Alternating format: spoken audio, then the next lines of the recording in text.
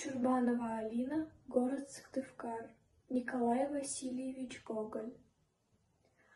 Die Totenseelen, erstes Kapitel.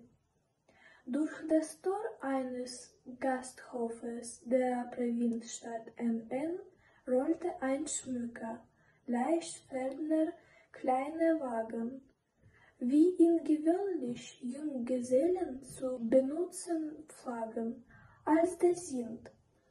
Oberstleutnants Anna Domini Majore, Edelleute, die etwa 100 Bauern besitzen und so weiter.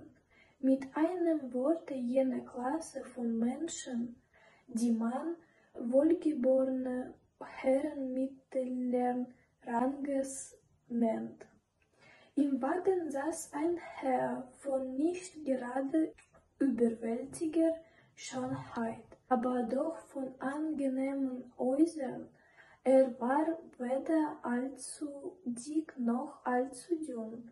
Man konnte nicht sagen, dass er alt war, doch war er andererseits auch nicht übermäßig jung.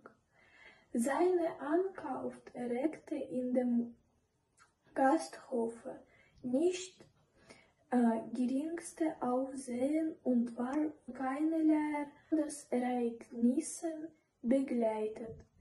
Nur zwei Bauern, die vor der Tür, der dem Gasthof gegenüberliegend standen, machten ein paar Bemerkungen, die sich noch dazu mehr auf das Gefahr als auf den Insassen bezogen.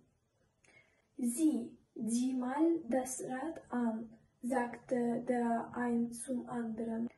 Was meinst du? Würde es wohl zum Beispiel bis Moskau halten oder nicht?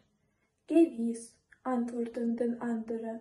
Aber bis Kasan wird es wohl nicht halten, denn Kasan ich. Bis Kasan wohl kaum, versetzte der andere. Damit war die Unterhaltung zu Ende. Als dann der Wagen vor dem Gasthofe hielt, ging noch ein junger Mann vorüber.